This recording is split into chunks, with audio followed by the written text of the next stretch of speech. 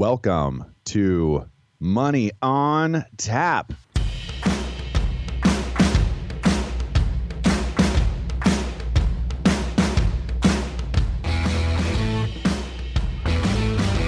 Money on Tap, your personal finance headquarters, where we bring out the professionals' experience and some fun in what we call three-dimensional investing, utilizing insurance, brokerage, and fee-based planning.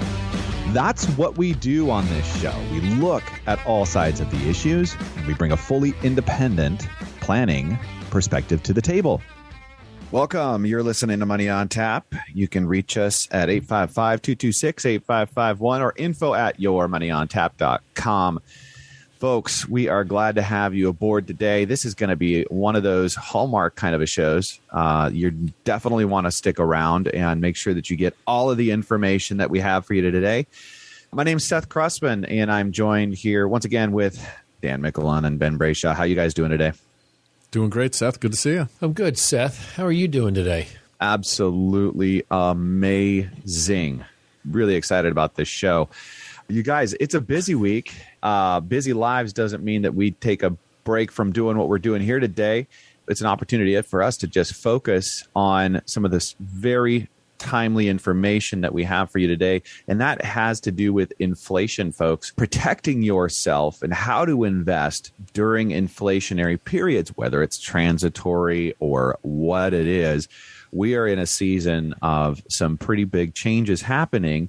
If you're a consumer in today's world, you can't help but notice what's going on around you. What's going on, Seth? It's called inflation. Prices are going up. It's crazy. I mean, the Fed came out with, 7.1, and then they raised it to 7.8% or something like that. I mean, the inflation number keeps climbing. We're all looking at it saying, my costs are up or appear to be up more than that. I think I could deal with 7 point whatever. Yeah. Versus the it seems concentrated in a couple areas that are just the key, and those numbers seem to be rising at a rate much faster than that. Gas obviously is the number one item. Gas and food, which, moving the food around the country is going to obviously inflate that. So, but if you're not somebody who drives and all you do is endure the food increases, well, then maybe it's not so bad. But for people like us in New England, and I don't know about Seth with you, but around here, driving 20, 30 minutes is no big deal. Like that's kind of standard on how people live, and there is a kind of a driving mentality to New England. Everything's 30 minutes away. Yeah, no, the cost just doesn't seem to be softening or stabilizing or any of those things that we're kind of on lookout for some time. But yeah, that's what we're going to get into today is what do you do with your investment portfolio in the face of these conditions? And I think that's the biggest question we have is, how are you guys combating inflation and what are you doing? And I think we're going to provide a lot of answers to that. They might not be solutions that everyone can kind of exercise themselves, but it's what we do and it's things that we consider in each and every person's particular financial environment. Yeah, so it's a way to offset some of these increased expenses, find opportunities to make money. Wow. That's it. Thanks, Dan. Drop the mic. Show. Good. Make money. We're going to do that today here at Money on Tap. But before we get going too far down the road, we're going to go ahead and jump into Money in the News.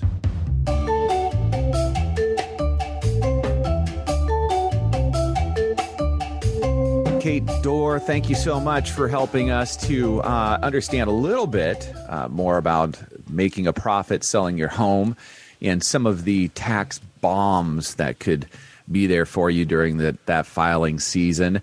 The home sales profits that are subject to capital gains tax at 0, 15, 20%, and 21, depending on your income, could be going up a lot because the price of real estate has been skyrocketing. So people may not realize when they go to file those taxes what has happened in their tax circumstances. Yeah, absolutely. I mean, separate from the, owning your own home, selling it for a profit and, taking advantage of the $250,000 single or $500,000, joint deduction that you get, people are selling their secondary and other properties that they've owned because, they own a duplex or a quadplex or a small commercial spot, and they're like, it has never been this high, and I've got multiple bidders. I mean, people selling. I've actually talked to people who regret selling property a year ago, thinking it was at all-time high, because somebody's just made a ton of money on their property and seeing it listed. So it's kind of interesting watching the market and some of the movements in dealing with taxes, something that, if you're selling a secondary residence or a secondary property or an investment property, that's something you should give us a call about if you're struggling with taxes around. I think what's interesting is that a lot of people are trying to figure out, hey, I've sold my house for way more gain than I ever thought I would get. Maybe you're over that $250,000 or $500,000 exclusion. And I have a little bit of a story to share. I have a client who had contacted me and we were chatting about something, and he's like, yeah, I'm looking at selling my home and moving and buying another one. And we were chatting about it, and he's like, oh, I've made over $250,000 on it, and I'm concerned about the excess taxes I'm going to pay on it. And we were chatting, and he's engaged. And this was last year, and I was like, well, you're already engaged and you're planning on getting married. And he was waiting till January or February to get married. I said, just elope now. Do your ceremony next year and get your $500,000, exclusion as married filing, jointly. And he's like, wow, I just saved a ton of money in taxes. So, people don't think about those little things. But they're if you're already so romantic, Ben. I know, it's just who I am. I'm sure she Love was is in thrilled. the air. Hey, Well, if you've already proposed, yes. But if you're proposing for that reason, well, then I would question the love in the air. But whatever. What's interesting in the article that I found astounding, but the average profit from a wholesale in 2021 was over $94,000, up 71% from the year before, which is just an astounding figure. When you think of all the real estate transactions that go on, I mean, just from small and large and mid-sized, but for that to be the average, there are a ton of people out there facing this very tax issue right now. That's crazy. It's absolutely crazy. And the thing is that when people pay that money, they don't want to lose it. And when someone's buying it, they think they're getting a deal, and the person selling it thinks they're getting a deal. Yeah, and part of the definition for the exclusion, along with single or married, is having the residence or the property for sale be a primary residence 2 of the last 5 years. But what's interesting is they don't need to be the last 2, and they don't need to be 2 consecutively. Yeah. So if you've got a property out there you're considering selling that used to be your primary residence that has a tax implication along the lines of being beyond the exemption, or you could potentially get yourself back into the exemption by spending a little bit more time there before you sell it. That's something to really consider. I actually crossed that this last year too. I was talking to a gentleman. He actually brought it up to me and mentioned, I'm thinking about selling the property, and but I have a new tenant potential. It's huge, and I don't know how much more this property is going to go up and everything. And I said, just sell it. I was like, reset your cost basis. I mean, I acknowledge that gain under your deduction, and then just go buy something else. I mean, I know you fixed that house up, you did all that, you know what it is, but to reset that cost basis is not an opportunity you get every day. And to put, to take a $150,000 investment, sell it for $400,000, and then all of a sudden you got $400,000 of non-taxable assets in the bank that you could go buy a piece of real estate. Otherwise, he's going to carry that $150,000 cost basis with him forever, and he's going to depreciate it down, which for our listeners who don't know what that means is you're writing off a portion of that cost basis every year, which maybe over the next 20 years has now been depreciated down to a $50,000 cost basis, meaning that's what the government thinks your cost is in the property, and sells it for $500,000.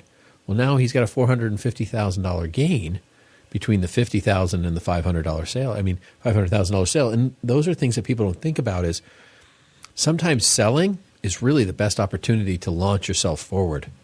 Yeah, I mean, I think the note here is that if you have a property you're considering selling, or you've just seen the value of it skyrocket, and it's become an option to you, come and see us before you do, because there's some things you might want to do in advance of that to, kind of soften the tax hit, or potentially eliminate it entirely by doing just a few things, other than what you'd considered simply listing it and selling it. Absolutely. Well, next up, we have something that's probably interesting to all of us collectors. So things that our listeners don't know about Dan is Dan worked at a baseball card shop. We did. Last week. When he was a teenager. And I'm a big baseball card collector. I collected baseball cards my whole life. So we have a lot in common in that area. But this article from Peter Atkin, off of Fox Business, talks about the Batman #1 copy sells for $1.8 million, but it's only in fractional share ownership. So This is really interesting. It's very interesting because there's a lot of collectible stuff that's becoming kind of like you own it, but you don't have it kind of stuff, whether it's electronic or physical and so forth. But this near mint condition of the Batman #1 comic goes on sale this coming month in March, and it's $1.8 million, and I think they're selling it in 10 lots, right? It's $10 shares. Yeah. It's 180,000 total shares out there. But they do have one stipulation built in that nobody can buy more than 10%. 10%, of it. that's what, yeah.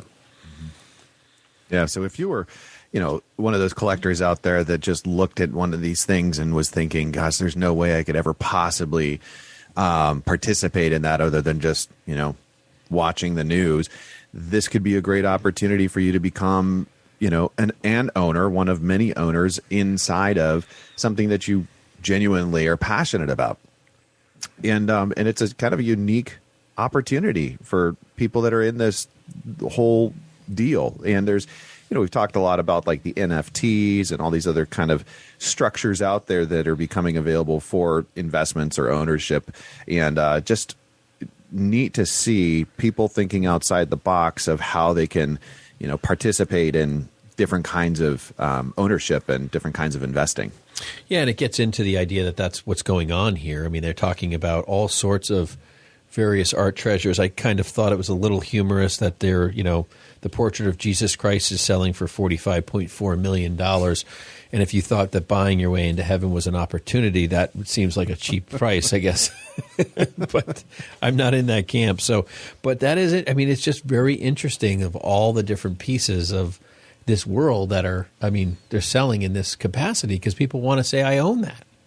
Yeah, it's just, I thought it was amazing, talking about my background in the baseball card store, and it was a business and it was viable and it was, there were certainly people that invested kind of fairly heavily, that I got to meet in this, but I just never thought I'd see the day where any of those things would be, either actively traded or just go so kind of mainstream market based. I just never thought it was a possibility. Like my 1991, what is it, Upper Deck?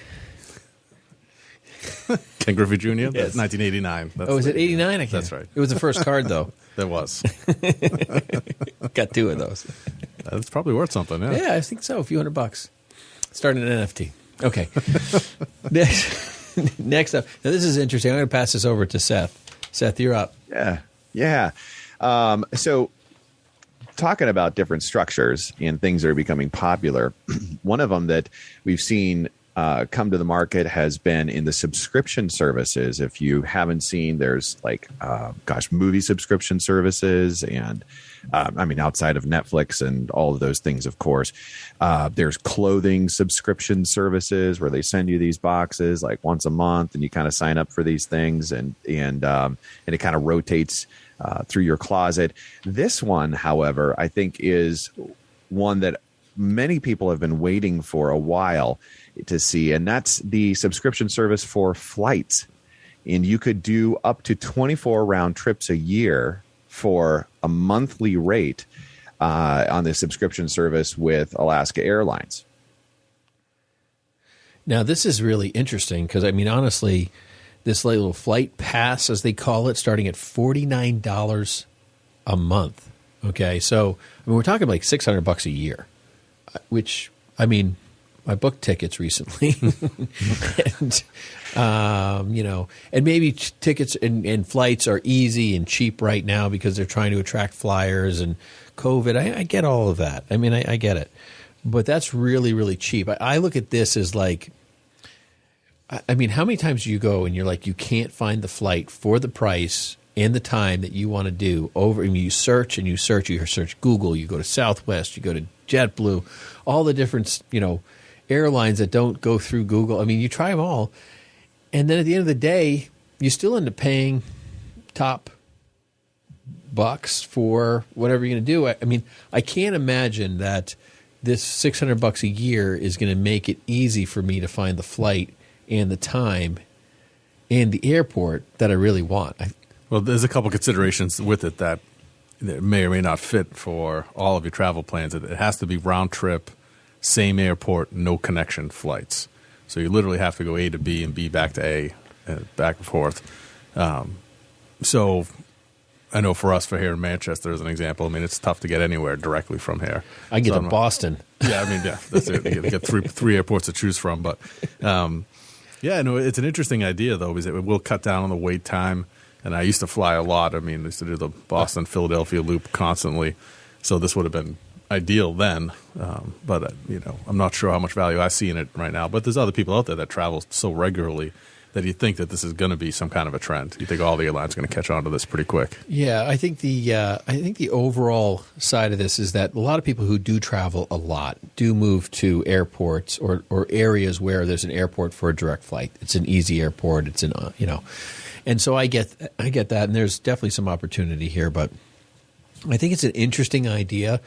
I just think that the purchasing, if they don't fix, how to buy an airplane ticket without having to figure out how to do, which one's the cheapest to have your bag or not have your bag. They got so much storage underneath these airlines. It just seems silly that we have to fight about, whether you have a bag or not. And it's going to change your price. So they've got to figure this thing out, I think, on the overall airlines world, because we've got mergers, we've got COVID, we've got the financials of airlines are struggling. I mean, there's just one problem after another. So a subscription service sounds interesting, but it's a good way for them to stabilize their revenue. I agree, but I feel like this is going to look more like, my frequent flyer airline miles. Like, they don't really amount to much. Folks, that's going to do it for us in Money in the News. You're listening to Money on Tap. You can reach us at 855-226-8551 or info@yourmoneyontap.com.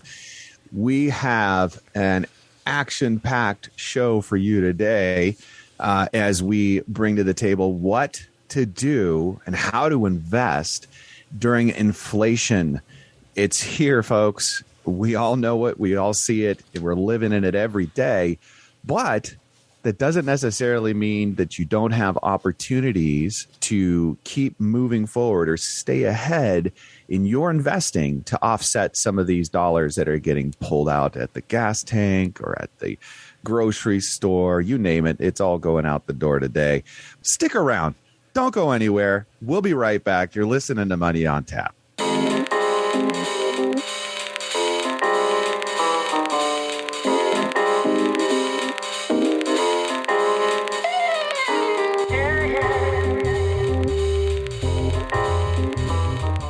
If you're listening today and, your questions are outside the box of estate planning or financial planning or any number of the pieces that we kind of traditionally talk about, don't forget that Brayshaw Financial offers auto, home, and business insurance. And we have an entire department that handles all of that for you. Give us a call at 855-226-8551 and be happy to take care of those needs for you. Or email us at info@yourmoneyontap.com. More Money on Tap in just a moment.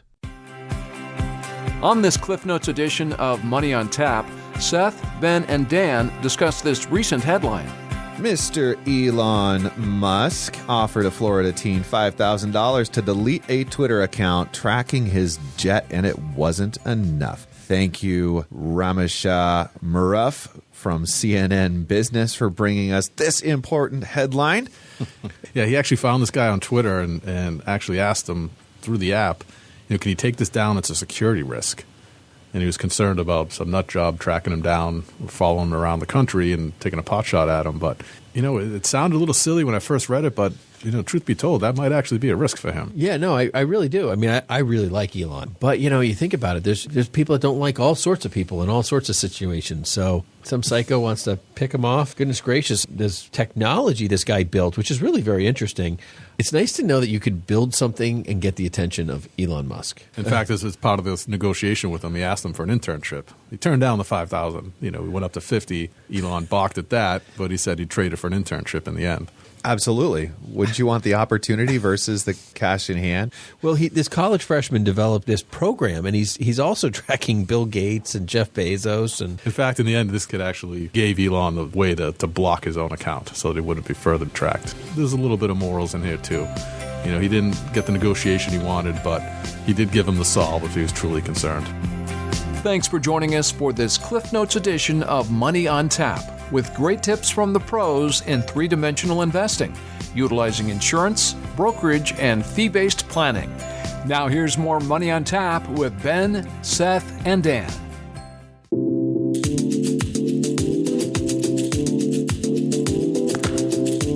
Welcome back. You're listening to Money on Tap. You can reach us at 855-226-8551 or info@yourmoneyontap.com. Folks, today we are going to be talking about inflation and investing during inflationary periods. We've done a lot of shows on inflation. For one, it's just one of the strongest headwinds that we can ever face in retirement, or taking a look at your retirement income, because if inflation's, heading north of 3% and your investing is, doing something around, say, 5%, well, then you're at a net 2% there on your strategies. So it's a really critical component to retirement income and income planning, and trying to stay ahead of it with the assets that you have or the income that you're producing from those places. So we've done a lot in this area. Right now, today, what we're going to be talking about is actually the investing that you should be considering or already have kind of packed inside of your retirement planning. Folks, that's what we do at Money on Tap. At Brayshaw Financial Group is our company. We're all financial planners here.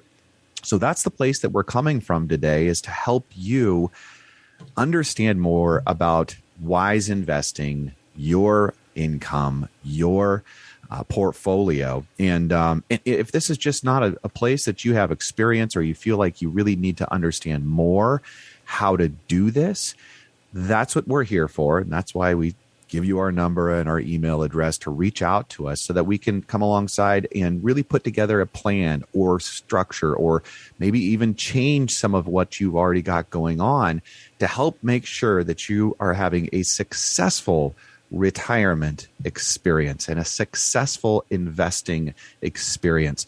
And that's what we're going to be talking about today. Seth, it's inflation is one of those scary things, right?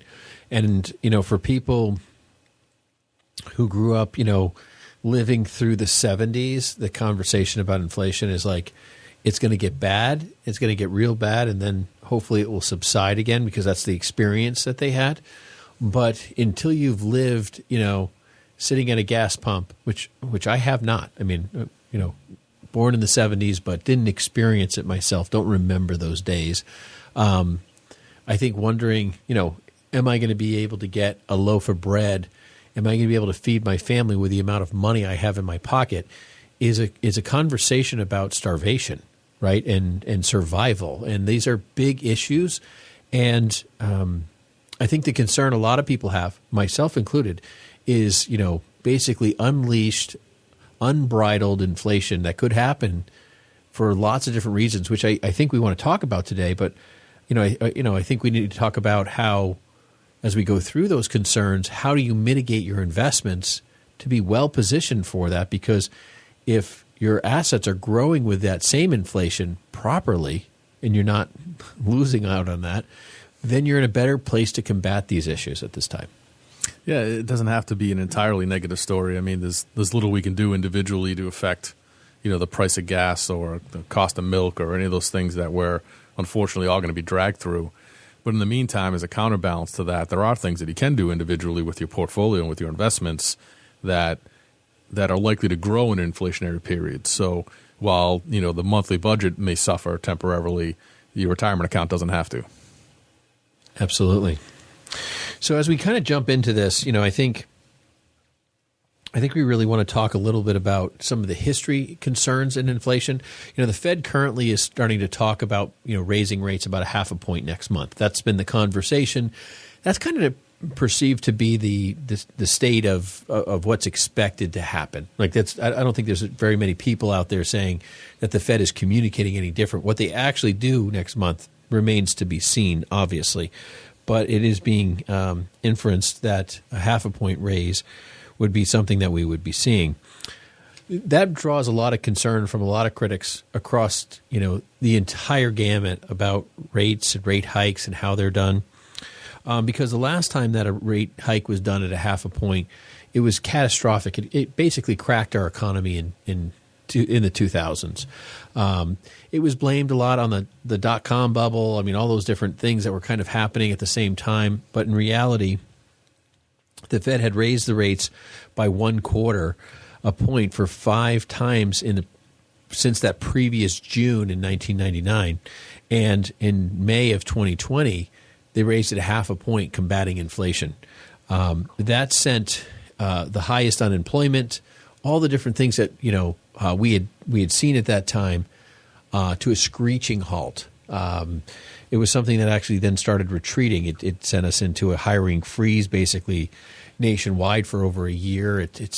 We started seeing people lose jobs, and we kind of fell into a moment of despair. I mean, a lot of people remember in the early 2000s, the stock market started to hit hard, and then guess what? 9/11 hit. And so we had these, dot-com bubbles, rate hikes, 9/11 happens, and then all of a sudden we go into quantitative easing, and we go into it heavily. But that actually sent another surge into the market. So for people who are walking through history, right, we started seeing the market kind of recover from that. And into 2008, we saw a boom with this, the cutting of rates. And in 2008, we saw a crash again. Yeah, there's, sometimes there's too much credit or faith given to what the Fed can do and how it affects the economy overall. I mean, they can drive the interest rate, and that's the one lever that's in their control. But there's so many other things going on here that impact our economy that it isn't necessarily this, foolproof, we can save it all type of a scenario. There's the geopolitical effect and supply and demand issues and things like pandemics and terrorism and all these other things that go on around the world that can have an effect here. And all of that trickles back into our economic outlook and the state of the economy and into interest rates themselves. What's interesting about that came out of this article we've been taking a look at here specifically about the current state of inflation is that if you take a look at this year over year inflation rate, which they did pegged at 7.8% in January, 3.7% of that is made up due to increased prices of 3 items alone, which is gasoline, new and used cars, which is absolutely astonishing. When you think about where we're at and this topic of inflation that everyone's talking about all day, every day, especially in the financial news, that almost half of the increase we're seeing is really tied into those 3 kind of smaller slivers of the economy that the Fed has no control over whatsoever. Well, I think it's interesting. Like, I get the gas, right? I mean, we're looking at food increases and we're looking at all the stuff that are kind of all peripheral items, right? Getting a TV to Best Buy or, getting your food to the grocery store. I get that. Everything needs oil and gas to get that over there. I just thought that for me, when I was reading that and on the CNN article that we were looking at, that new and used cars were part of that's really, so you're talking gas and cars are half of the entire inflationary event. If you don't drive, it's business as usual. It's irrelevant, right? Except for everything else that's peripherally getting hit. But then I started thinking to myself in a sarcastic manner, I was like, well, maybe Uber Eats is doing a lot better than we thought. Because I'm thinking to myself, food's so expensive, right? But in reality, when you start thinking about all the different pieces that are happening, right? I mean, it's not just these items. Like, gasoline literally powers everything. It builds everything. Like every piece of plastic, every phone, every remote control, every soda you drink out of a plastic or aluminum can, whether you're building a solar panel or a lithium battery or whatever you are doing, it required oil to make. I think that's where the piece about oil rising so much and it's impacting everything in kind of those alternative spaces is huge.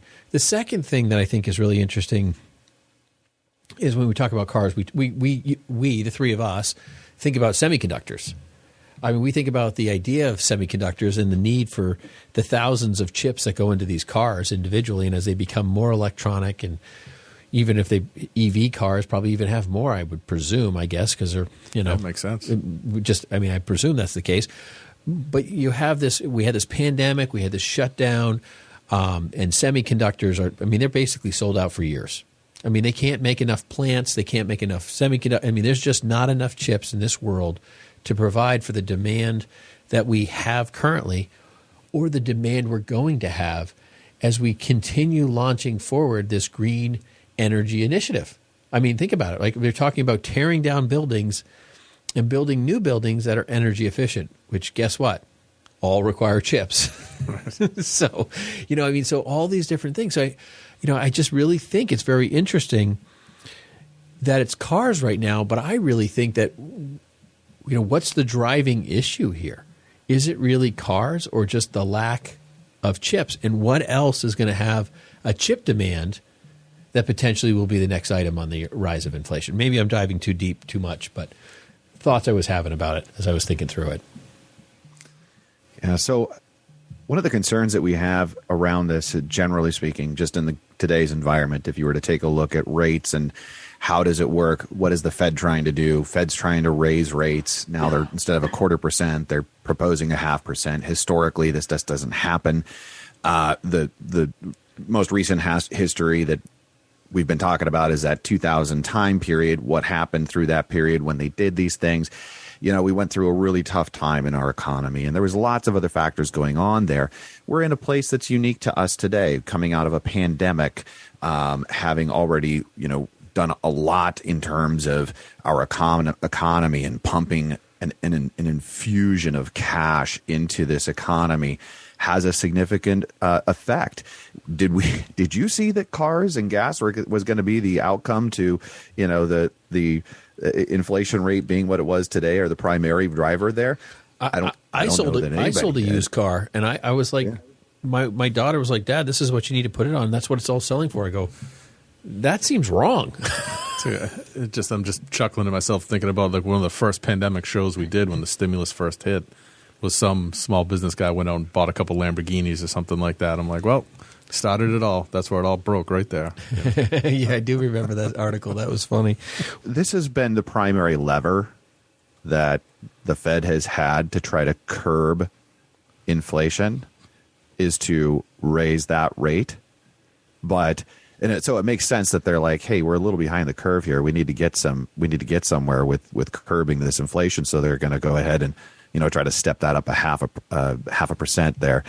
But the other thing is if we wind up going into another situation where we just need to lower rates again to try to bring things in line with the rest of what's happening, like say if we go to another economic downturn, that's what they have. The Fed has to try to be able to curb things for that period. So, but they're starting out at pretty much a zero to be able to work from. So this conversation has been in the background for quite a while. Like, when will they actually start to raise rates? Because they don't have the tool that they typically need to try to moderate our economy the way they have. Well, my question, and I guess like for me, I thought it was interesting, and you make a really good point, Seth. Right, they're raising rates because they have no lever. They can't go negative rates, right? So they're really struggling even having a lever to go down. So they want to get it up, I think, so they can lower it down again. I really think that's the play. I mean, normally in this kind of world, right, this is and I think we should just jump into, kind of the powerlessness that this inflationary scenario, I think, brings. With the fact that this is just gas, just cars, and there's so many outside dynamics to this. It's not a U.S. basic issue. Like, rates are most, powerful when we're dealing with inflation in our country that's associated with our country items. We're talking about global events that are now expanded upon. I mean, you talk about gas. I mean, look at Russia and the Ukraine. I mean, we don't think gas is going to continue to go up just by the demand of that. What's the rates going to do in that area by raising them? Yeah, I mean, that's the geopolitical influence we're kind of talking about there. No matter what the Fed does, could quickly be offset by what's happening in Eastern Europe. So, I mean, how effective ultimately can it really be? But, by the same token, they've told us it's coming. It has to come now. Everyone's kind of priced it into the market. There's really no way to avoid it at this point. But, we just hope that they, at least based on that recent history, that they do it in a fashion that's gradual enough that doesn't jolt the economy and kill the job market like it did last time. Yeah, and I was actually just thinking too. It was like, well, and I'm not an economist, and this probably sounds so backwards, but if rates were at 3 or 4 or 5% because of a geopolitical event and the cost of gasoline being so expensive, would they normally raise the rates as the expenses are going up, or would they cut them to keep the economy going? I mean, you could almost look at it either way. And it's just they have no way, it's to Seth's point, to cut rates any further. So they have to get them up there. So I think that they can cut. I mean, but you have the inflation is just happening. It's happening. The Fed's going to raise rates. It's not going to do anything other than, I think, increase inflation on some level. I think it's going to probably affect the real estate market. I think it will deflate real estate a little bit. I think that's probably the only thing where we'll see the most impact with. And I illustrate that simply with talking to people is that if you can afford a house and the mortgage broker comes back and says you can afford $2,000 a month on your house, well, great, at the current rates of, let's say, 3%. Well, if all of a sudden rates are 4%, the mortgage broker is going to look at the same income, the same assets, the same everything and say, well, you can still afford $2,000 a month. But a portion of that's principal and a portion of that's interest. And as the interest goes up because the rates are going up, now the variable cost of, let's say the interest went from $200 to $400 a month. So you had $200 of interest, $1,800 going towards principal. $1,800 translates back into you spending more on a principal purchase, which means the cost of that house could be higher. But now, if your interest is $400 out of that $2,000, now you've only got $1,600 that's actually getting allocated towards the principal, which then dictates the new price of the house that you're willing or able to, shouldn't say willing, able to offer, which is a lower value because a $1,600 principal versus $1,800 is going to buy less of a home. Now, I think rates will, I think it will curb real estate. Do I think real estate's going to stop climbing? No. I still think real estate's going to continue to climb, but I think it's going to slow it, maybe pause it for a little bit on its growth. But I think we're going to continue to see some forward movement there. Folks, you're listening to Money on Tap. You can reach us at 855-226-8551 or info@yourmoneyontap.com. We are talking today about inflation and how you can invest to stay ahead of that pesky thing out there, decreasing the value of your dollars. Yeah, we're going to get back to some do's and don'ts to invest during inflation. You're listening to Money on Tap. We'll be right back.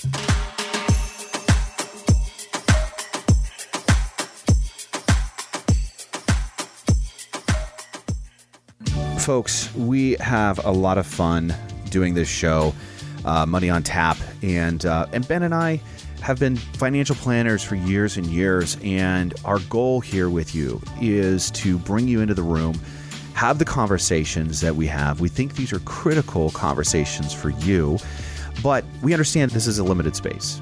And what we'd love to do is to open the doors to you with us at Brayshaw Financial Group so you could experience what it means to have three-dimensional planning in your life.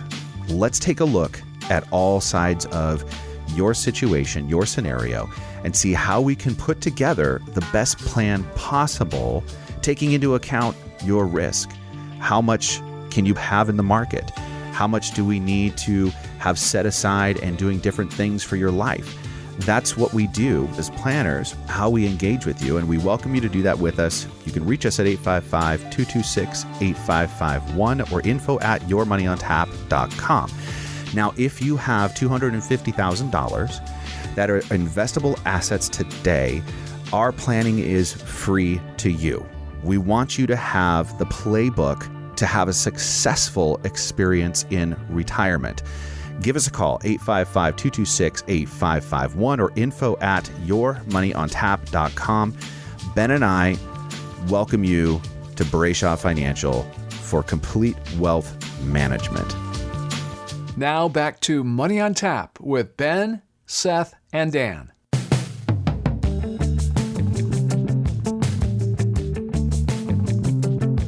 Welcome back. You're listening to Money on Tap. You can reach us at 855-226-8551 or info@yourmoneyontap.com. Folks, today we are talking about investing during an inflationary period. And it's a huge topic, and it's an area that we spend a lot of time working with our clients because income is so critical, and inflation is one of the primary places that works against somebody that's, just living life normally, let alone going into or in a retirement situation where there's a limited amount of that income. So staying ahead of that is so critical, and investing to be able to stay ahead of that is absolutely imperative for anybody that's going into retirement or going through this corridor of retirement. And so we're going to spend a good amount of time. It's not just this show. We're going to be bringing more to you down the road next week on how to invest throughout these periods and some of the things that you want to be paying attention to and asking questions, or really sitting down with a professional and making sure you're doing the right things for you to stay ahead of the curve here. There's a lot of conversation around these rate hikes. And I think the thing is we all have opinions, but we're not on the Fed. But I would tell you that even though that, and I would say, I don't know how you guys feel, but I really do feel a half a point is priced into the conversation. I think the reality is that people are very concerned a half point is coming. And everyone knows the history that the Fed has, did a strikeout on the half point last time they did it. But they're also considering the fact that they did that quarter point raise 5 straight times. So that does have some weight and bearing on the kind of that fear. I think the thing is the stock market is so people look at it like gambling. They always want to wear their lucky socks or their lucky shoes. It's they're just so superstitious that they get scared about every little fact that matches the other ones. But I am not thinking. I really would wager that the Fed just takes an easy approach, and I would honestly say I think the Fed would be better off doing 2 quarter point right off the bat, maybe right in a row, than just doing a half a point, just to mitigate all the fears of having done a half a point all at once. It just seems like there's so many other things that are just shocking us constantly, economically speaking, that, a gradual approach to this raise, it just makes sense. And I think you're right that it's been talked about so long, and everybody knows it's coming, it's inevitable, that I think the first couple of increases are already priced into the stock market anyway. They have impacts elsewhere, but for the thing that's kind of near and dear to us that we're looking at every day, every time that the Fed chair speaks, the market drops, or everything reacts so immediately that I think a gradual approach to this is probably best for all. Yeah, and I think that they're talking about raising this. Like, this is not the only raise they're talking about. They're talking about making 2, 3, 4, 5. They don't have a. They're like, we're going to adjust this until we figure out how we're controlling it. But the problem is that, and I think we were just talking about that earlier. And the Fed knows this. These people are pretty intelligent. They didn't get there because they're stupid. And I would hope not. But then I would. Well, maybe. Watch out now. All right, I'm going to get into a black hole pretty quick. Okay, so. But they got to know, Seth, they got to know that the powerlessness, that they don't have really any control over gas. They don't really have any control over the cars. These are all outside influences. Talk about pipelines. They killed a pipeline to Canada. If all of a sudden, Russia's one of the top oil producers in the globe. If we start putting sanctions on them selling their oil to people, that only hurts really us. It hurts everybody. I don't think we actually buy much oil from Russia, but it comes from, they mostly send it right to, Europe and, Germany and so forth. And they built that underground pipeline to Germany. But if Europe can't buy their oil, they're going to be buying the oil we buy. Yeah. No, they're a major exporter, so, automatically you have your supply and demand effect. Now, some of the geopolitical stuff, they have said that the sanctions won't impact energy and and Biden's promise to replace all the natural gas that Russia provides, which I have no idea where he's getting that from. I think pretty much everyone immediately told him that's not possible. We don't have it. But, point being that there's so many influences that impact interest rates here at home and inflation here at home that are just beyond the control of the Fed. There's nothing that we do here that can change the story. Yeah, there's nothing that these rates are going to do to change the top 2/3 items out there. And I think that's the big fear we all have, is that they're going to raise rates and we're all going to suffer from the raise rates issue. And honestly, it's not going to do us a darn lick of good.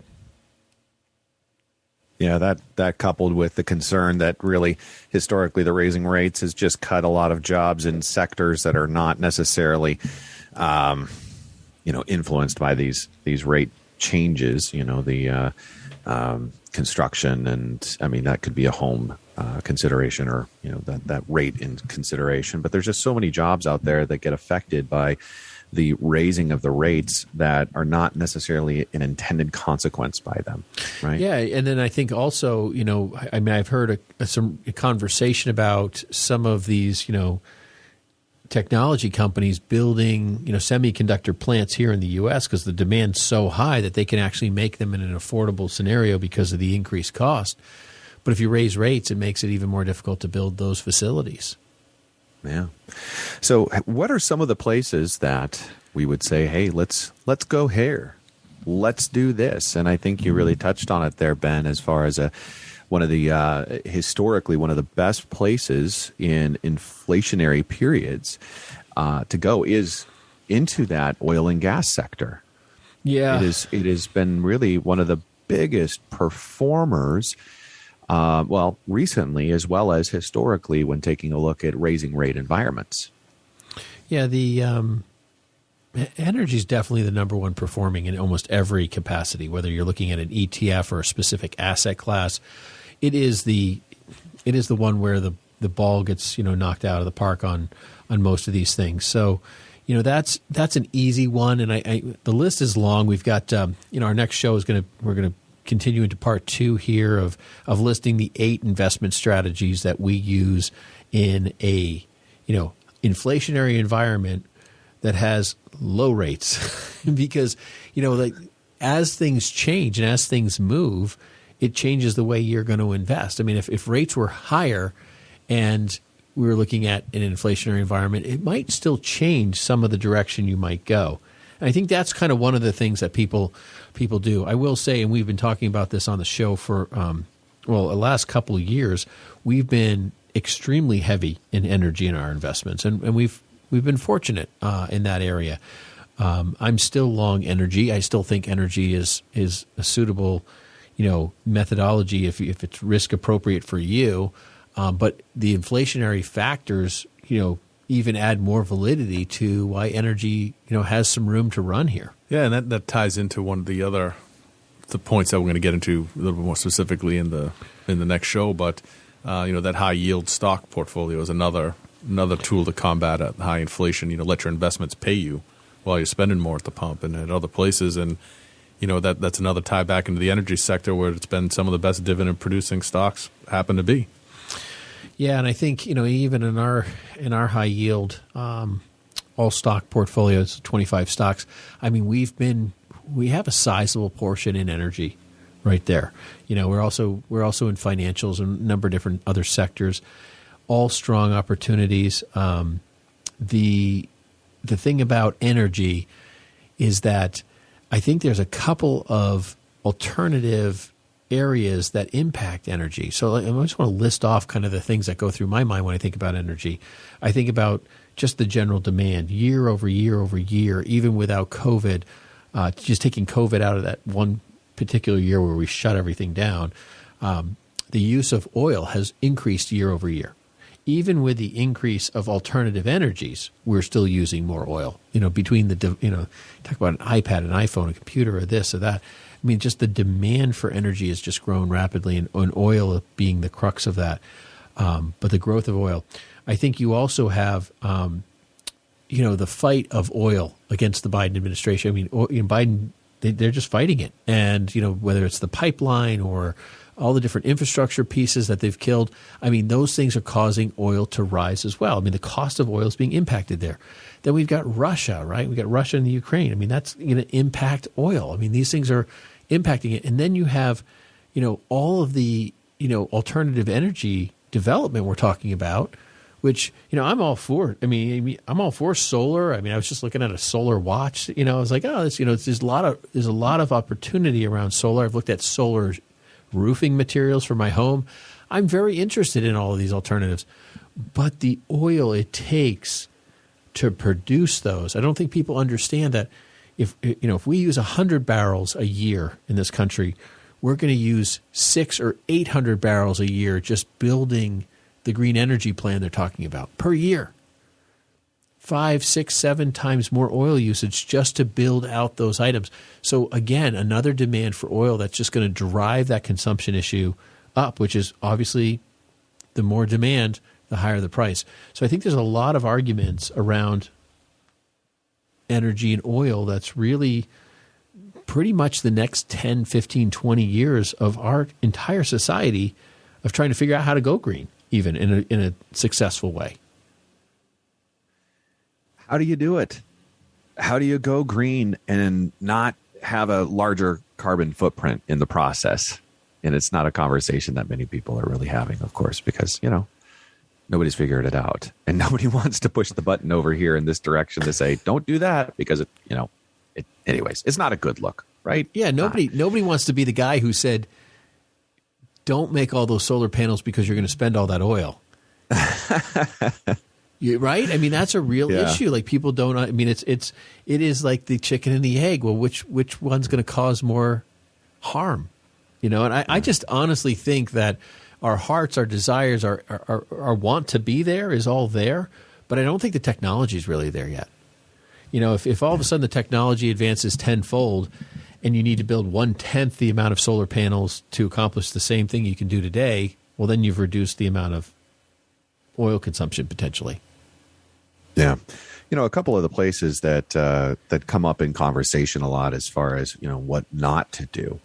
And I think this it's kind of a counterintuitive for people, which is hard when it comes to investing, is the cash position, right? Or the case for cash, where people have a tendency during, inflation or during, world global challenges, whatever they might be, to say, let's go ahead and remove some of what we've got this exposure in over here, equities or other investments. Let's take that off the table and go into this flight to safety.